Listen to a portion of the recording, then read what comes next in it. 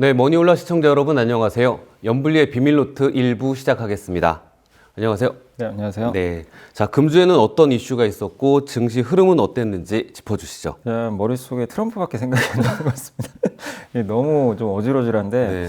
그러니까 관세도 이번 주에도 뭐 물론 이제 그 철강과 알루미늄 관세를 부과했잖아요. 했는데 바로 다음 날 또 유럽의 유럽산 뭐 위스키나 와인의 200%. 그러니까 굉장히 좀 이게 실제 부과 가능성 높지 않더라도 너무 단어가 세다 보니까 이제 증시에 당연히 그게 좀 안 좋게 작용했죠. 그래서 미국 증시도 사실 한번 급반등을 하긴 했거든요. 근데 다음날 바로 이런 관세 우려 때문에 다시 이제 대밀리면서 어쨌든 지금 미국 S&P 500 기준으로 목요일까지 증시 봤을 때는 그 고점에서 10% 빠졌어요. 그러니까 이제 조정장이 어떻게 보면 좀 시작이 된 거죠. 그래서 전체적으로 미국 증시는 올해 굉장히 좀 부진한 그런 흐름들이 좀 나오고 있고, 연일 뭐 트럼프뿐만 아니라 뭐 스콧 베센트 재무장관 또 하워드 러트닉 그 상무부 장관도 좀 참아야 된다. 이게 안 좋아도 좀 참자. 막 자꾸 인내심만 얘기를 하니까 시장이 조금 좀 힘들어하는 그런 모습이 계속 나왔던 것 같습니다. 반면 이제 우리나라는 미국보다는 좀 상황이 괜찮은 게 2,500을 계속 지지하는 가운데 그래도 조선이나 방산주가 워낙 좀 모멘텀이 좋잖아요. 좋은 데다가 요새 반도체 가격 오른다는 얘기가 자꾸 있어요. 그래서 삼성전자하고 하이닉스도 주가가 잘 버텨주고 있습니다. 그래서 국내 증시는 상대적으로 미국보다는 좀 선전하는 그런 모습이 좀 나와졌고, 또 거기에 상법 개정안이 일단 통과가 됐죠. 네, 야당 주도로 통과가 됐기 때문에 우리나라도 좀 자본시장이 바뀌지 않을까 하는 그런 기대감도 긍정적으로 작용했습니다. 다만 이제 그 금요일 날 삼성 SDI가 갑작스러운 이제 유상증자 공시가 좀 떠가지고 2차 전지 주가가 이제 금요일 날 좀 급락했던 게 조금 막판에 부담으로 좀 작용한 한 주였다, 이렇게 말씀드리겠습니다. 그럼 먼저 상법 개정부터 좀 다뤄보면 그 국회 본회의에서 그 내용이 이사의 충실 의무가 회사가 아니라 주주까지도 확대되는 내용으로 상법 개정안이 통과가 됐는데, 이게 이제 한쪽에서는 우리 자본시장이 좀 레벨업 된다라는 기대도 있고, 반대쪽에서는 소송이 남발될 거다 이런 게 있는데 어떻게 진행이 될까요? 일단 지금 여당이 좀 반대하고 있고, 또 최상목 대통령 권한대행이 거부권 행사할 가능성도 있다고 하더라고요. 근데 이게 사실 여당도 찬성했던 내용 아닌가요? 원래 처음에는 여당이 먼저 얘기를 했던 거예요. 그렇죠. 그러니까 이제 갑자기 1년 만에 이게 완전히 말이 바뀌어버리니까 이 개인 투자분들 입장에서는 좀 황당할 수도 있는 건데, 어쨌든 지금 여당은 기업들의 이제 얘기를 들어서 좀 이렇게 되면 너무 소송이 남발할 것 같고 기업들 경영 활동에 문제 생기는 거 아니냐, 이제 이렇게 좀 하기 때문에 상법 개정을 좀 반대하는 입장인데, 그 야당 같은 경우는 주주 권익을 좀 보호해야 되고, 당연히 또 우리나라가 자꾸 이제 미국 주식만 하려는 이유 중에 하나가 이거잖아요. 그 개인 투자분들의 어떤 주주 가치가 자꾸 훼손되는 일들이 비일비재하게 좀 발생하다 보니까 결국은 해야 된다. 근데 이제 야당 주도로 일단 통과됐는데, 이게 이제 그 공표하고 나서 1년 후에 이제 발효가 됩니다. 그래서 아직은 좀 유예기간 남아 있는데, 이제 문제는 최상목 대통령 권한대행이 거부권을 또 행사할 가능성도 지금 비춰지니까 일단은 어떻게 될지는 조금 더 지켜봐야 되겠고요. 근데 이게 어쨌든 이렇게 상법 개정안이 통과된 거는 어쨌든 역사적으로 봤을 때는 처음 있는 일이잖아요. 어쨌든 이렇게 정치권에서 어쨌든 나서서 소액주주 가치를 보호해주겠다, 이런 일은 사실 한 번도 없었거든요. 그래서 상당히 의미 있는 그런 좀 부분이 아닌가 이렇게 보여지고, 그리고 최근에도 여러 뭐 기업들이 좀 주주 가치를 훼손하는 뭐 이 CEO들의 발언도 일부 있었고, 근데 그런 것들을 원격적으로 차단하려면 결국 법 개정이 저도 좀 필요하다고 생각하거든요. 그래서 우리나라 자본시장의 레벨업은 저는 충분히 가능한 그런 좀 법안이 이번에 통과됐기 때문에 기대가 되고요. 근데 여기서 끝나면 안 되고, 또 많은 분들이 요구하는 것 중에 하나가 상속세가 너무 높기 때문에 기업들이 좀 주주 가치에 좀 소홀한 것 중에 하나가 너무 상속세가 높다 보니까 주가가 올라가면 오히려 이 상속했을 때 상속세가 너무 많이 부담되죠. 그래서 상속세 인하도 좀 필요한 것 같고요. 거기다 또 많은 분들이 요구하신 게 배당에 대해서 분리과세 좀 해달라. 배당이 종합소득에 이게 포함이 되니까 2천만 원 이상, 물론 이제 2천만 원 받는 분들이 많지는 않다 하더라도 그러면 이제 고액 배당을 할수록 세금 때문에 또 안 해버리거든요. 그래서 결국 소액주주한테도 이제 배당을 많이 받을 수 있는 기회가 이제 소멸될 수가 있기 때문에 배당은 좀 분리과세 해달라, 이런 요구들도 있고요. 그리고 이번에 좀 같이 통과됐던 게 전자주주총회 의무화가 됐거든요.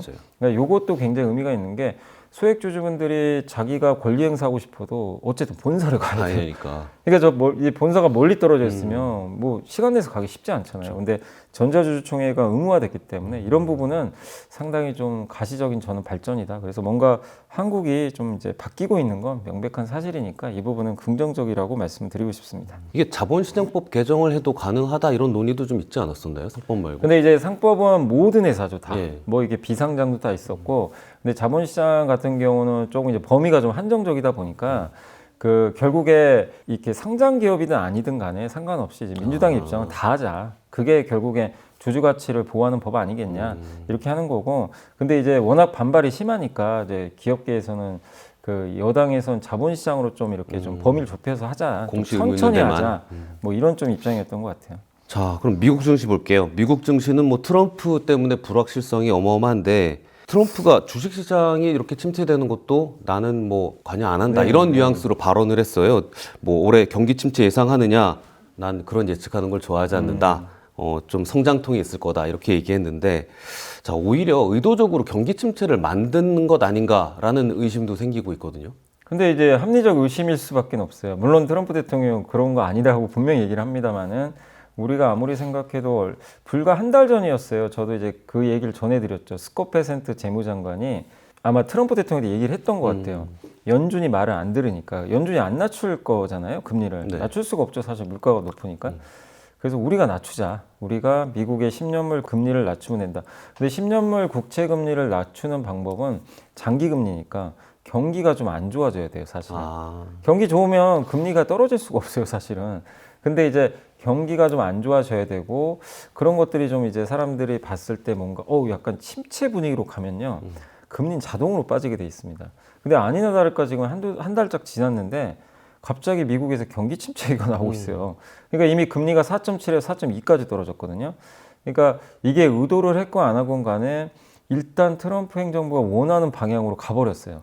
그러니까 이제 사람들은 의심을 하는 거죠. 실제 미국의 경기 침체에 왔다는 그건 없습니다.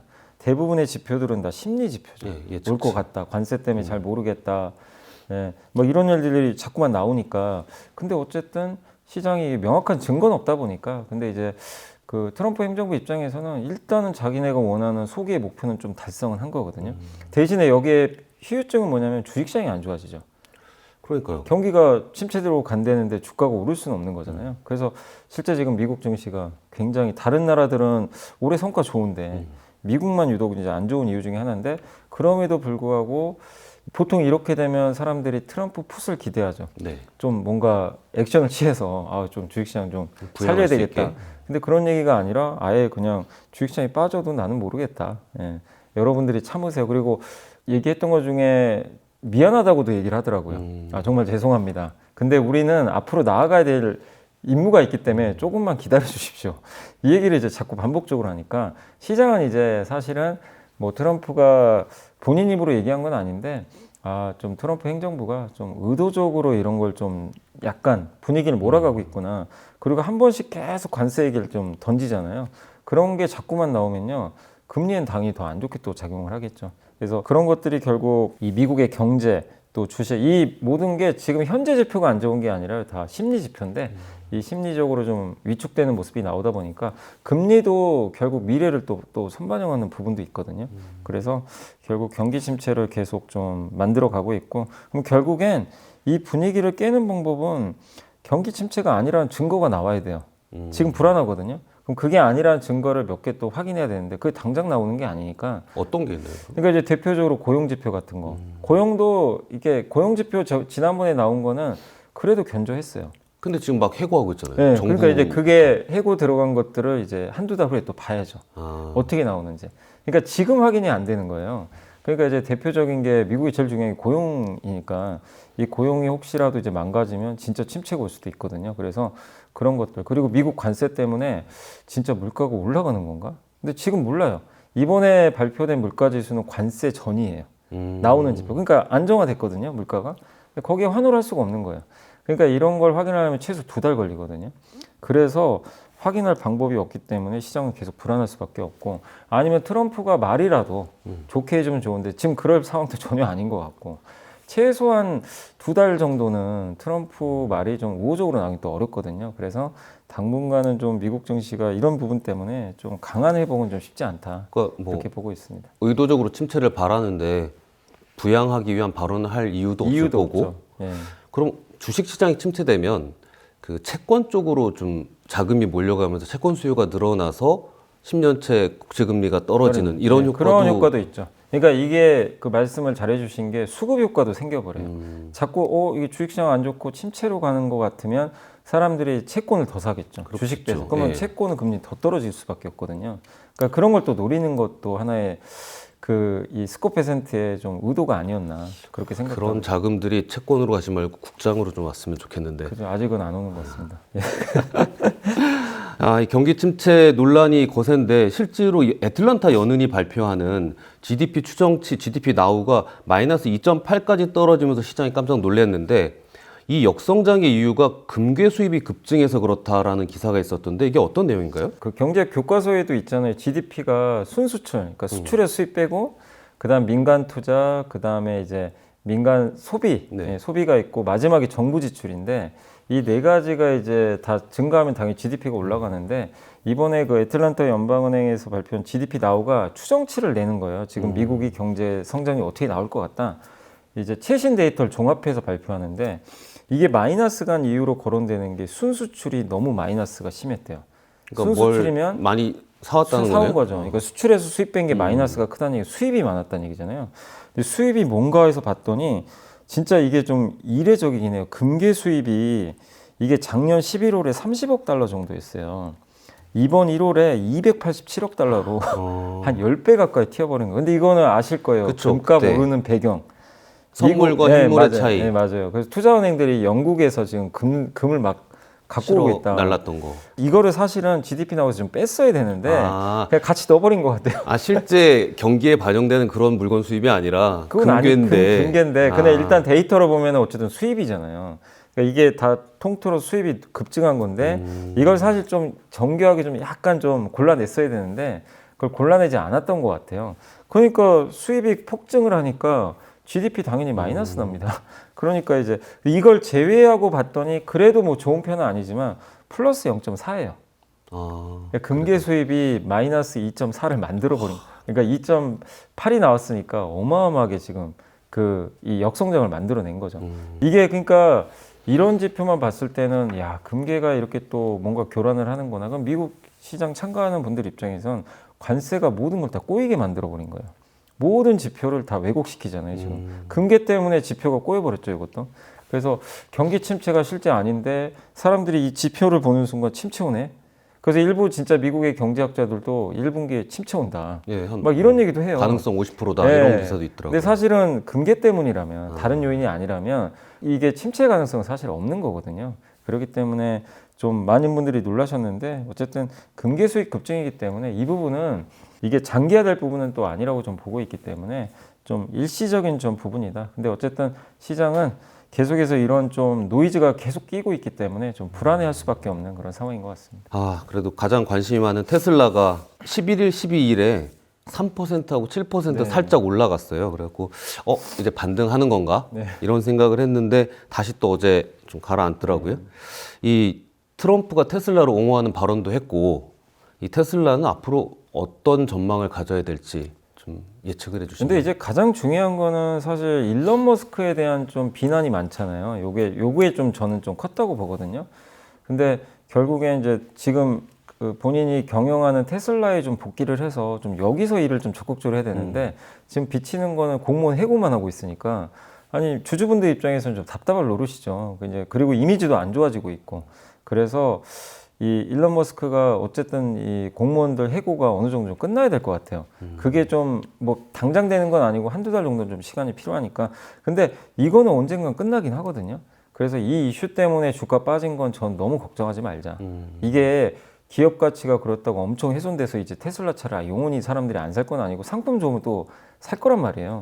브랜드 가치는 있기 때문에 다만 한두 달 정도의 좀 어쩔 수 없는 그런 옛날에 이 트위터 인수할 때 그 테슬라 신경도 안 쓰고 트위터 인수만 하다가 주가가 한번 곤두박질 친 적이 그때랑 좀 비슷해요. 약간 분위기가.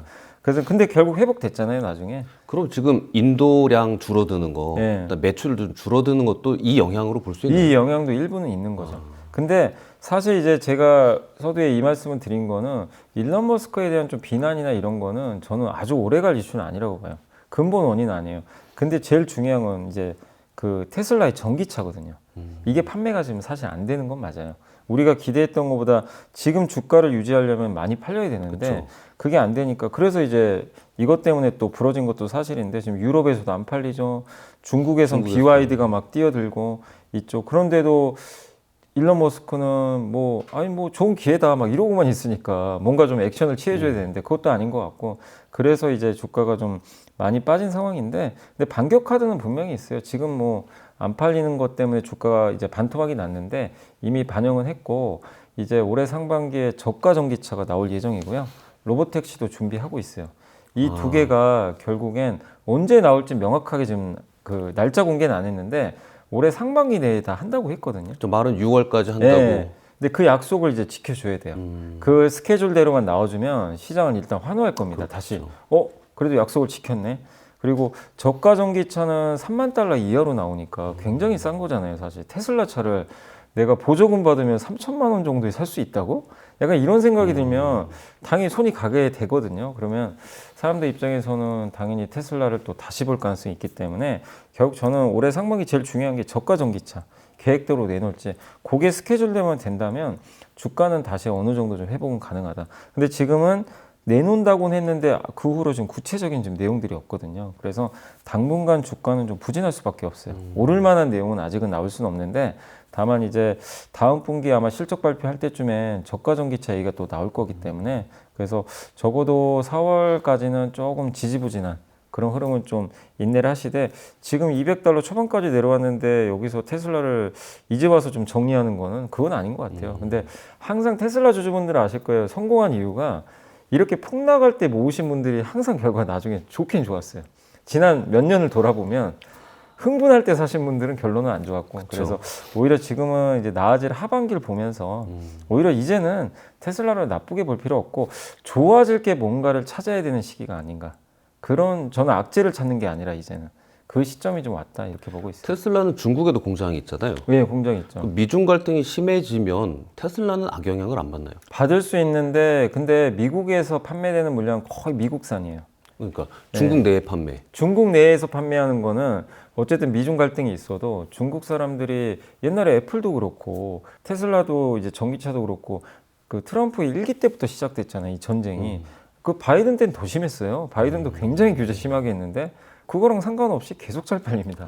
예, 그러니까 이거는 그렇다고 중국이 테슬라하고 애플과의 관계가 또 나쁜 것도 아니에요. 그렇긴 하더라고요. 되게 우호적이에요. 또, 되게 친하더라고요. 일론 머스크도 네. 자주 가기도 하고 그래서 저는 이제 미국 정부랑 좀 이건 약간 좀 별개다. 그래서 중국 소비자들이 결국 선택을 어떻게 하느냐의 문제 같아요. 미중 갈등 때문에 선택을 안 하는 것 같진 않아요. 제 생각엔. 근데 약간 이제 테슬라한테 조금 부담스러운 건 BYD가 너무 잘하니까 BYD를 이길 수 있을 것인가. 그 FSD라는 그 예. 자율주행 기능의 차이는 아직 BYD보다는 테슬라가 당연히 상위에 있는 거죠. 테슬라가 압도적이죠. 압도적인데 이것도 FSD 1,000만 원 주고 사야 되잖아요. 비싸잖아요. 근데 BYD는 그 그냥. 정도는 아닌데 일부 기능을 공짜로 넣어주겠다는 거. 그것도 1,000만 원짜리 차이. 그러니까 당연히 가성비 좋아하는 중국 사람들은 다 BYD 사지. 테슬라 안 사겠죠. 그러니까 이런 가격 경쟁에서 테슬라가 어떻게 방어를 할지 이게 좀 숙제로는 남아 있는 것 같습니다. 그래도 우리나라 투자자분들은 아직 테슬라 많이 사시더라고요. 많이, 예, 이번에 좀 기회로 또 활용을 하고 계신 것 같더라고요. 애플도 요즘 고전을 하고 있는데 모건 스탠리도 하향 조정했고요. 목표 주가를.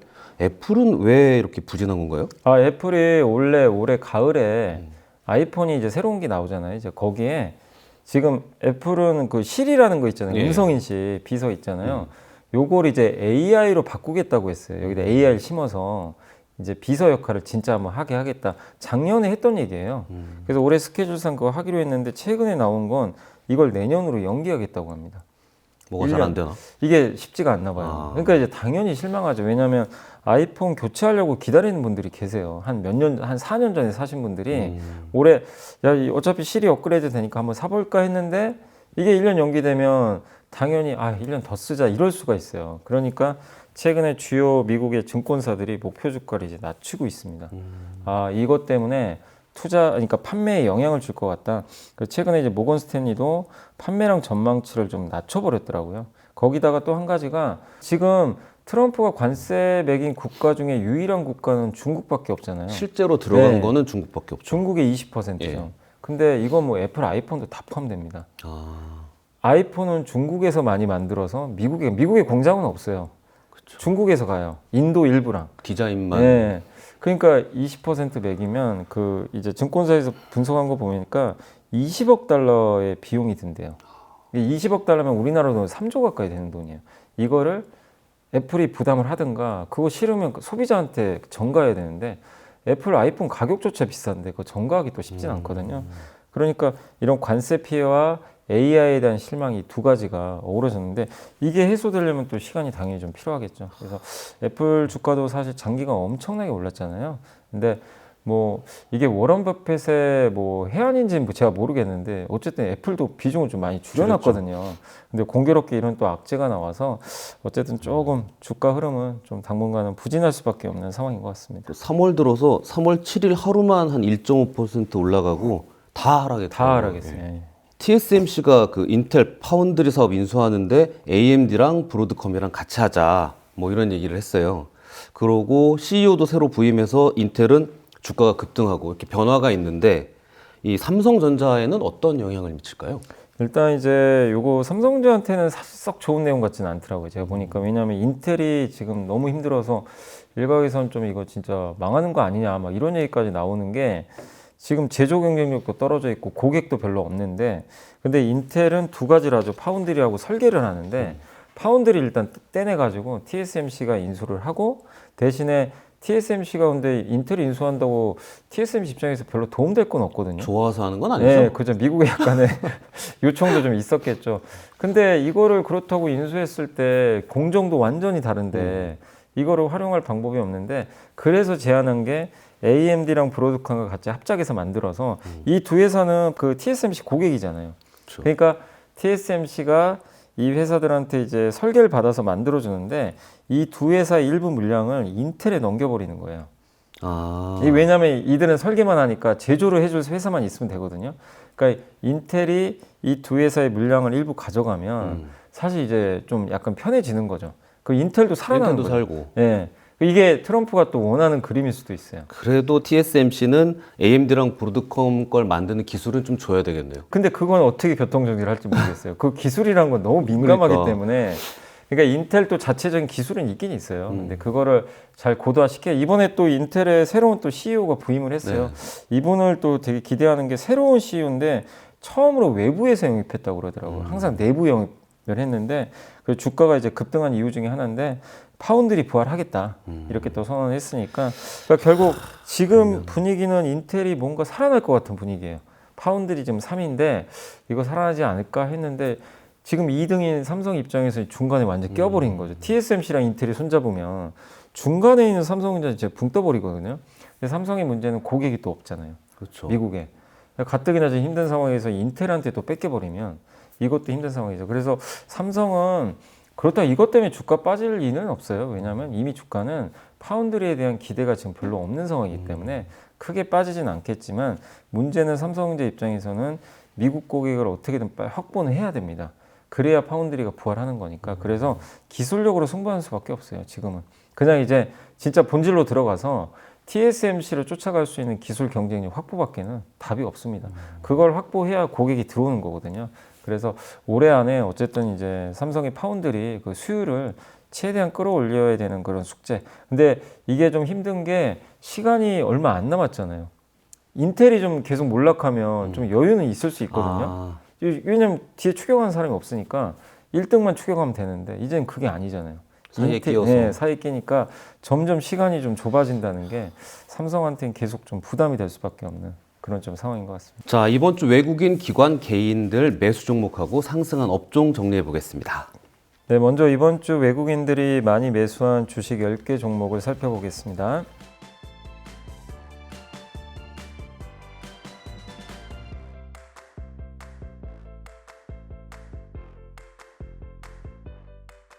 이번에는 기관들이 이번 주에 많이 담은 10개 종목을 알아보겠습니다.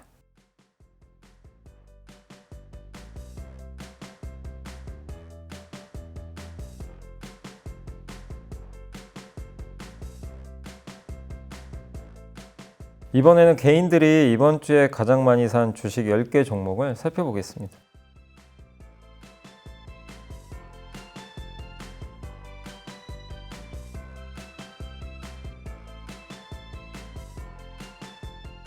이번에는 이번 주 상승한 10개 업종을 살펴보겠습니다.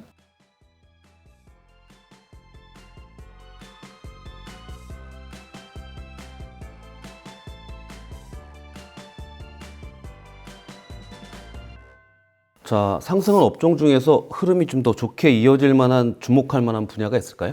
네, 이번 주에 좀 상승했던 기업 중에서는 그 반도체 대표주들 큰 기업들이 좀 올랐는데 최근에 반도체 가격이 좀 오르고 있거든요. 그래서 이게 일회성은 아니거든요. 그냥 많이 빠져서 오르는 건 아니기 때문에 저는 상승세가 조금은 더 이어질 가능성이 좀 있다고 보고 있고, 또 반도체랑 이제 세부적으로 우리가 보면 낸드 플랫이란 반도체도 있잖아요. 3D 낸드.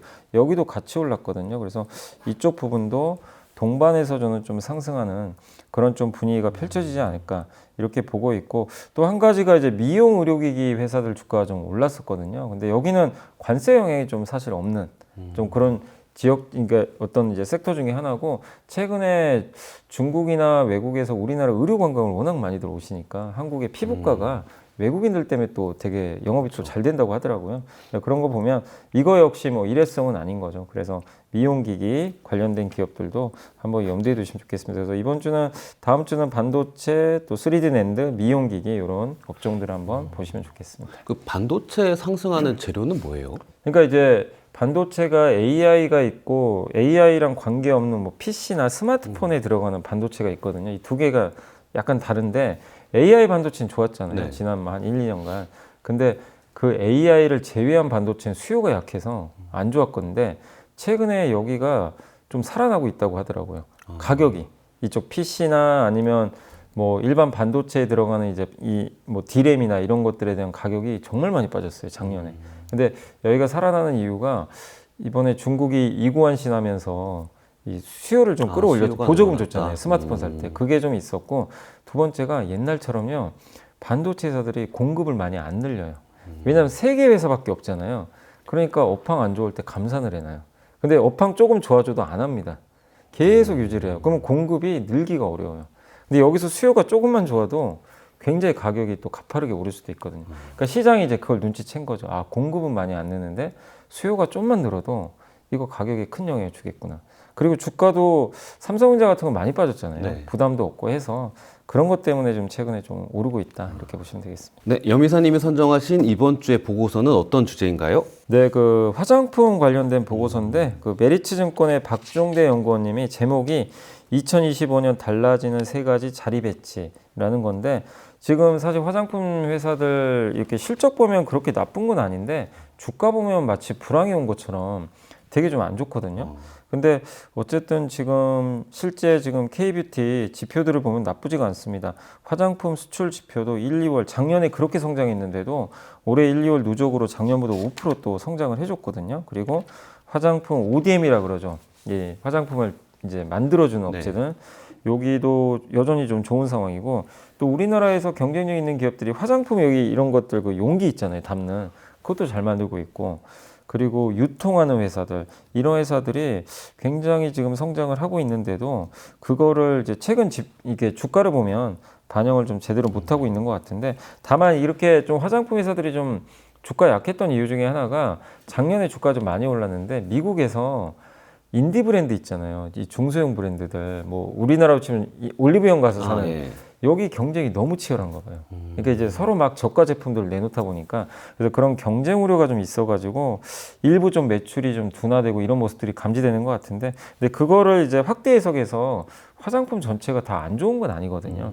근데 이제 주가는 그런 걸 또 안 좋은 걸 반영하다 보니까 좀 안 좋았다. 그러나 그거는 K뷰티 어쨌든 실제 지표는 좋으니까 뭐 괜찮다라는 의견이시고, 세 가지 변화입니다. 그 제목처럼 첫 번째가 과거랑 약간 달라진 게, 인디 브랜드는 흔히 작은 독립 브랜드잖아요. 이들이 커지고 있대요, 점점. 매출이 커져가지고. 그러니까 인디 브랜드가 점점 대형화되고 있다. 매출액이 1,000억에서 막 1조짜리 회사들. 옛날에 막 몇백억 회사들이거든요. 이게 좀 특징적인 부분이고, 두 번째가 ODM 있죠. 화장품을 이제 직접 만들어주는 이 회사들도 되게 많아요. 근데 작년에는 대형사, 중소형사 가릴 것 없이 다 좋았어요. 왜냐하면 대형사도 이게 증설을 해야 되는데 증설이 안 돼 있다 보니까 물량을 아무리 공급을 그러니까 주문을 줘도 만들기가 어려워요. 근데 이제 증설이 끝나니까 무슨 일이 발생하냐면 대형사로 집중이 된대요. 중소형사가 아니라 이제 흔히 그 우리나라에서 세계 1위 코스맥스, 네. 세계 3위 한국콜마 있거든요. 여기로 이제 주문이 들어가는 거죠. 그러니까 중소형 ODM은 안 좋고 대형 ODM만 이제 좋아지는.